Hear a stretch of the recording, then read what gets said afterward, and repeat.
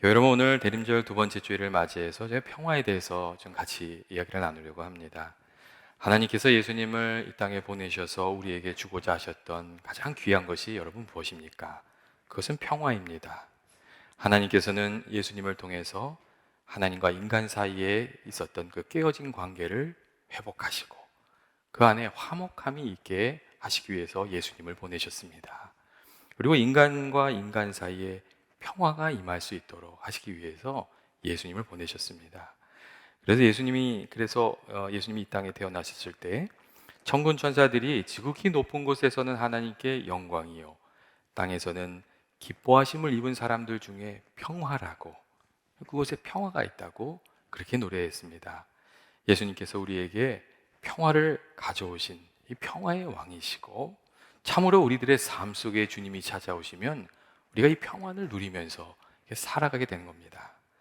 반면에 주님이 아니라 우리 안에 죄의 권세가 역사하게 되면 여러분 어떻게 됩니까? 전쟁과 싸움과 미움과 갈등이 거기에 가득하게 됩니다. 죄가 우리들의 삶 속에 들어오면 평화가 다 사라지고 그때부터는 불화가 시작이 됩니다. 먼저 우리들의 삶 속에 우리 마음에 죄가 들어오면 이 내면의 평화가 다 깨지고 이 평안한 마음이 사라집니다. 여러분, 죄인의 마음에 평안이 있습니까? 거기 평화가 없습니다. 거기에는 늘 불안한 마음, 두려운 마음, 죄책감, 그런 것만 가득합니다.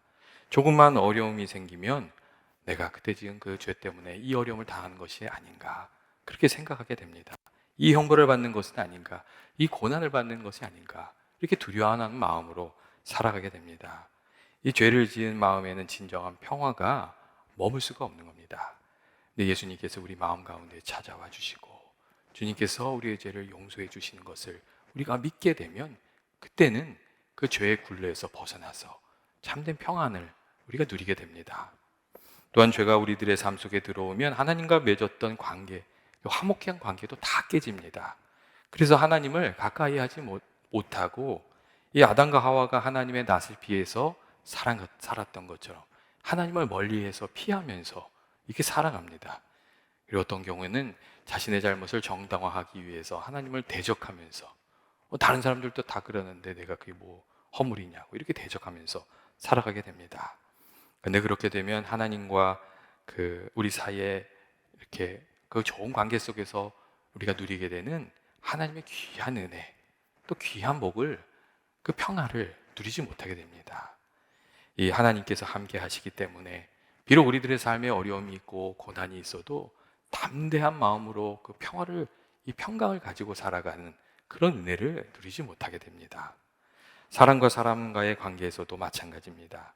죄가 들어오면 관계가 다 깨어지고 거기 평화가 사라지게 됩니다. 죄가 들어오면 미움과 질투와 싸움만 판치게 되고 하나님이 주신 복도 다 사라집니다.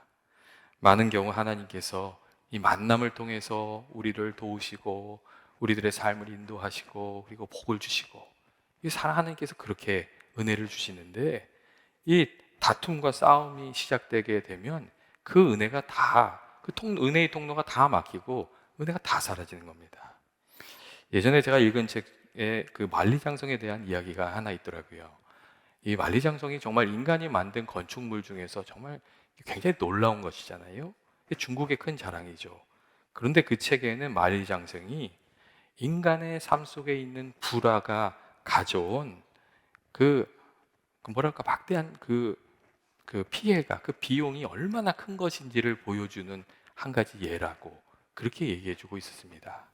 만일 사람과 사람 사이에 평화가 있다면 그렇게 애를 쓰면서 고생을 하면서 만리장성을 짓지 않아도 될 터인데 평화가 없기 때문에 그 모든 그 고생을 하고 엄청난 대가를 치러야 됐다는 겁니다. 그리고 그 대가를 치르고 나서도 결국 중요할 때 전쟁의 순간에 도움이 되지 않는 경우도 많이 있었다고 그렇게 얘기하고 있습니다. 그런데 오늘날 우리들이 살아가는 세상도 여러분 마찬가지 아닙니까? 전쟁을 준비하기 위해서 사용되는 그 에너지나 그 재화의 양이 결코 적지 않습니다. 제가 얼마 전에 뉴스를 보니까 러시아가 이제 전쟁을 하고 있잖아요. 그래서 그 주변에 있는 유럽 국가들이 이 발등에 불이 떨어진 거예요. 그래서 폴란드 같은 경우는 한국에서 무기를 엄청 사고 있거든요. 그런데 전투기 계약금의 30%인 1조 2천억을 선수금으로 지급했다는 기사가 있더라고요. 전체 금액도 아니고 30%가 1조 2천억인 거예요. 만일 그 돈을 선한 일에 사용한다 그러면 우리가 얼마나 많은 생명을 살릴 수 있겠어요. 그런데 평화하지 못하기 때문에 상상할 수도 없는 비용을 평화를 지키기 위해서 사용하면서 살아가고 있다는 겁니다. 가정과 직장과 교회도 마찬가지 아닙니까? 평화하지 못하면, 우리가 화목하지 못하면 하나님께서 주시는 복을 누릴 수 없고, 우리가 가지고 있는 에너지를 다 쓸데없는 곳에 다 사용하고 맙니다.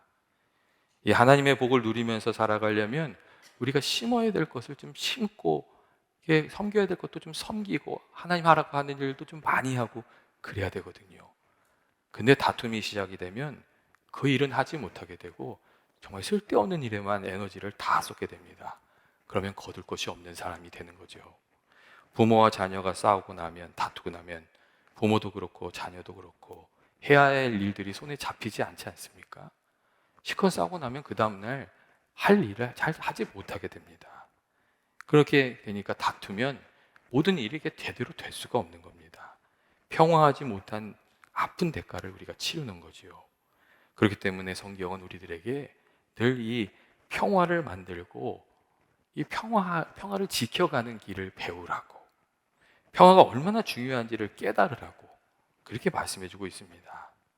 그런데 많은 경우 우리가 이 평화를 만들고 평화를 지켜가는 방법을 잘 배우지 못한 경우가 많습니다. 그냥 평화는 아무 노력하지 않아도 그냥 우리가 누릴 수 있는 것으로 생각하고, 이 싸우고 이기는 법만 많이 배우고, 이 화해하고 평화를 다시금 회복하고 평화를 지켜가는 길, 그런 것들은 잘 배우지 못했습니다. 그래서 그것을 배우고 훈련할 필요가 사실 굉장히 많이 있습니다. 예전에 어떤 분이 이런 이야기도 하시는 것을 제가 읽었어요. 부모가 자식을 사랑하고 자식이 부모를 사랑하는 것을 다 안다는 거예요. 부모도 알고 자식도 안다는 거예요. 그 마음에 다 사랑이 있는 거예요. 그리고 대체로 부모들이 자녀를 위해서 옳은 말을 하고, 자녀들도 부모가 하는 말이 옳은 말이라는 것을 안대요. 근데 그럼에도 불구하고 자녀들이 부모의 말을 듣지 않고 다투고 순종하려고 하지 않는 이유는, 이 부모들에게 엄청난 은사가 있는데 그게 대부분의 그 좋은 말을 아주 기분 나쁜 방식으로 하는 은사라고 이제 그렇게 얘기를 해주더라고요. 그러니까 그게 사랑에서 온 말인 것을 알지만 다투려고 하고 대화가 단절되고 그리고는 멀어지는 것이라고. 거기 분명히 자녀를 사랑하는 마음이 있는데 평화롭게 말하는 방법, 그걸 배우지 못하면 대가를 치르는 거라고 그렇게 이야기하고 있었습니다. 우리가 예수님이 말씀하신 그 풍성한 삶, 은혜의 삶을 살려면 이 평화의 길을 배워야 됩니다. 이 화목하게 하는 게 얼마나 중요한지, 그리고 또 화목을 지키는 것, 그리고 깨어지는 화목함을 다시금 회복하는 것, 그것을 배워야 됩니다. 평화의 왕으로 오신 예수님을 통해서, 그 예수님께서 보여주신 십자가의 길을 통해서 이 평화를 이루면서 살아가는 길을 우리가 좀 배울 필요가 있습니다. 예수님께서는 그렇게 평화를 만들면서 살아가는 사람이 주님의 제자이고, 또 화목해 하는 자가 하나님의 아들이라 일컬음을 받을 것이라고, 하나님의 아들이라 일컬음을 받을 것이라고 그렇게 말씀하셨습니다. 여러분, 우리가 평화의 사람으로 평화를 누리면서 살아가려면 어떻게 됩니까? 먼저 평화의 왕이신 예수님을 우리 마음에 모시고 살아야 됩니다. 우리 내면에 예수님께서 거하시고 예수님께서 우리에게 참 평안을 주실 때에 다른 사람들과도 평화할 수 있고, 또 깨어진 평화도 우리가 회복하면서 살아갈 수 있기 때문에 그렇습니다.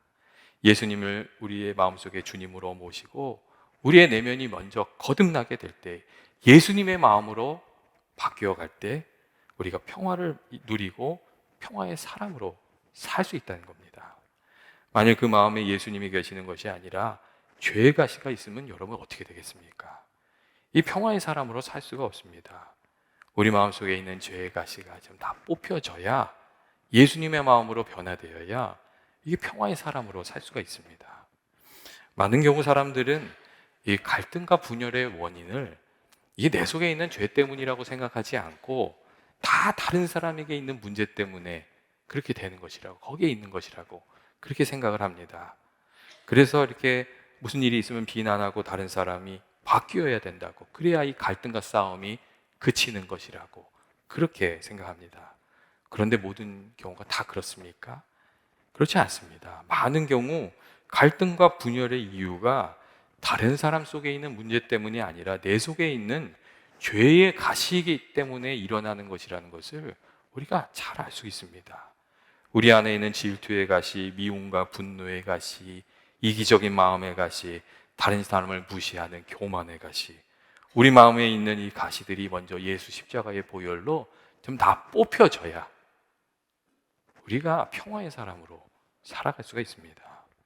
예수님이 십자가에서 나의 죄와 허물을 깨닫고, 그리고 주님의 용서하시는 말씀을 듣고 우리 마음이 겸손해질 때 나를 정죄하는 나의 그 가시로부터 벗어날 수 있고 평화를 누릴 수 있고, 또 다른 사람을 정죄하는 삶에서도 자유할 수 있고, 그 다음에 화해의 사람으로 살아갈 수가 있습니다.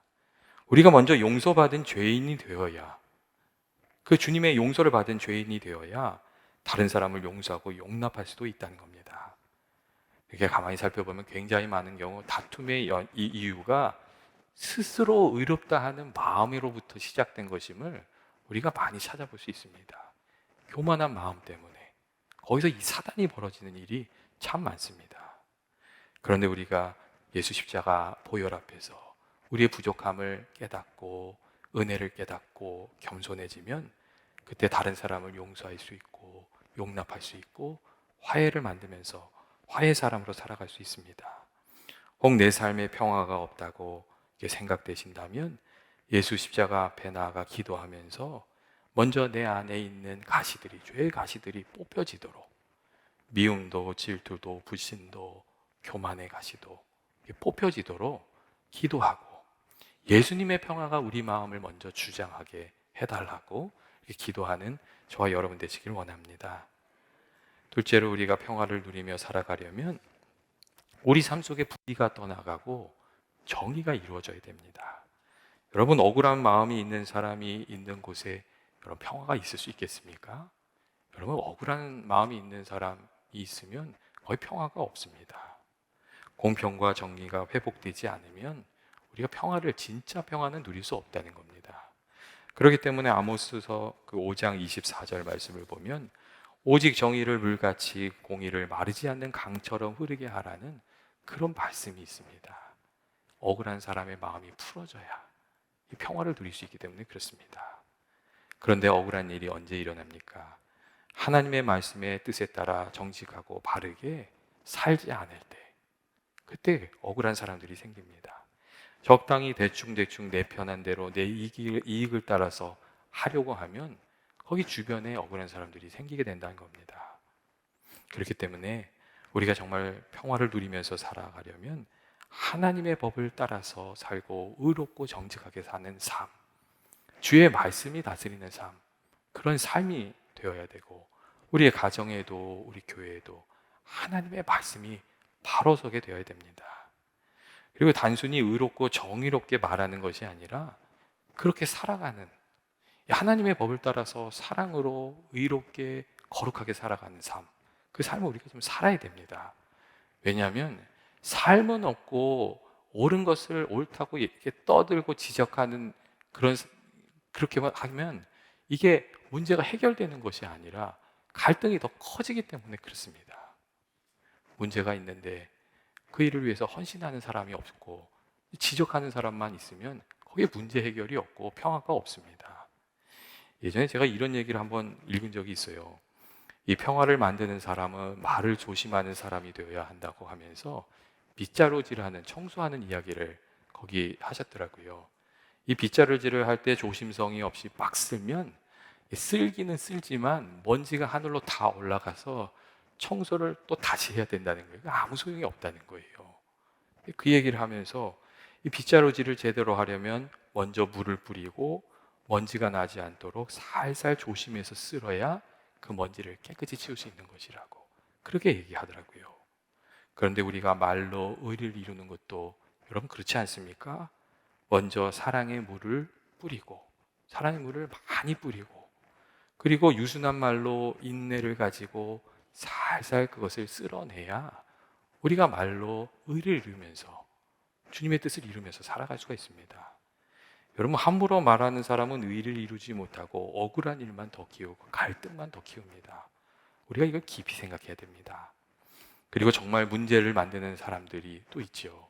불법을 저지르는 사람, 그리고 옳지 못한 일을 하는 사람들, 그런 사람들은 사실 진짜 문제입니다. 그리고 그런 사람들은 무조건적인 사랑으로 덮어주기만 해서는 일이 끝나지가 않습니다. 왜냐하면 잘못된 것을 계속 반복하기 때문에 그렇습니다. 그런 때는 우리가 하나님의 말씀의 법이 무엇인지도 우리가 이야기할 수 있어야 됩니다. 우리가 부지런히 하나님의 말씀을 펴서 읽으면서 하나님의 말씀의 진리의 법이 나와 내 마음과 가정과 직장과 교회에 세워질 수 있도록 그렇게 하는 것도 필요합니다. 그렇게 하는 것은 하나님의 방식이 아니라고. 잘 보시다가 이게 정말 아닐 때는 그렇게 하는 것은 교회의 방식이 아니라고, 예수 믿는 사람이 하는 방식이 아니라고 우리가 그렇게 얘기할 수 있어야 됩니다. 그리고 말씀을 펴서 하나님의 방식이 아니라고 생각이 될 때에는 우리 자신을 바꿀 수 있는, 말씀에 나 자신을 바꿀 수 있는 그런 용기도 좀 필요합니다. 그래야 갈등과 불화가 사라지고 평화가 다시금 돌아오고 은혜가 있게 됩니다. 제가 이제 교육 목사를 예전에 좀 오래 했어요. 그래서 가끔 이제 부모님들하고 얘기할 수 있는 기회가 이미 있었는데, 한번 어떤 부모님이 와서 이렇게 얘기하다가 이런 얘기를 하더라고요. 자기 아들하고 어떤 일 때문에 되게 싸웠대요. 큰 일도 아닌데 화가 나서 엄청 싸우면서 뭐라고 했나 봐요. 하고 나가지고 하루 종일 기분이 안 좋았던 거예요. 그리고 생각을 해보니까 이번에는 자기가 잘못한 것 같더래요. 주로 아들이 잘못하는데 이번엔 내가 좀 잘못한 것 같더래요. 근데 또 부모 체면에 미안하다고 하기에는 좀 그렇고, 그래서 끙 참고 있다가 나중에 저녁에 얘기를 해줬나 봐요. 야, 이번엔 내가 아빠가 잘못한 것 같다, 미안하다, 그렇게 얘기했다는 거예요. 근데 그 아들이 눈물을 뚝뚝 흘리면서 아빠 미안하다고 해줘서 고마워요, 그렇게 얘기를 하더래요. 그리고 그 아들하고 더 깊어졌다고 그런 얘기 하시는 것을 들은 적이 있습니다. 여러분, 하나님의 말씀에 우리가 바로 서는 것, 거기에 그리고 우리 자신을 바꿀 수 있는 용기로 나아가는 것, 순종할 수 있는 것, 그게 평화를 만드는데 굉장히 중요한 그 조건이 됩니다. 반면에 우리가 하나님의 방식으로 사는 것이 아니라 윽박지르고 힘으로 이기려고 하면, 여러분 어떻게 됩니까? 그러면 억울한 마음 생기고 원수 갚겠다는 마음 생기고 나중에 두고 보자는 마음이 또 생기죠. 그렇게 해서는 평화를 이룰 수가 없습니다.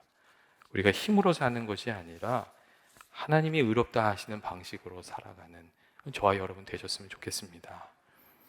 마지막으로 우리가 참된 평화를 누리며 살아가려면 이 공평과 정의를 넘어서, 이 공평과 정의를 넘어서 섬김과 나눔으로, 사랑으로 살아가는 법을 우리가 이게 배워야 됩니다.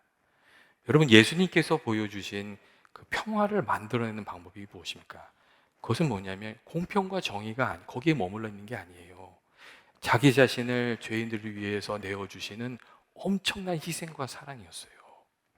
예수님께서 이 평화를 만드신 방법은 십자가에서 모든 사람의 죄를 жил머지고 죽으심으로, 자기 자신을 내어주심으로 이 평화를 만드셨다는 거예요. 그리고 예수님께서는 십자가를 통해서 이 나 자신을 내어주는 희생적인 사랑이 막힌 담을 헐고 깨어진 평화를 회복하는 방법이라고 그렇게 말씀해 주셨습니다. 오늘 말씀이 바로 그 내용을 말하고 있는 거예요. 예수님께서 십자가로 원수된 것과 중간에 막힌 담을 다 허시고 하나님과 인간이 화해를 이루게 하셨고, 또 인간과 인간 사이에 하나됨이 이루어지게 하셨다고. 십자가의 길에 평화가 있고 예수님께서 이를 위해서 이 땅에 오신 것이라고. 오늘 말씀이 사실 그 이야기를 해주고 있습니다. 예전에 어떤 목사님이 이런 얘기를 하시더라고요. 사람들이 공평한 것을 좋아하고, 그 공평만 이루어지면 다 세상이 좋을 것 같다, 평화할 것 같다, 그런 얘기를 그렇게 생각한다는 거예요. 근데 가만히 보니까 하나님이 세상을 공평하게 만들지를 않으셨대요.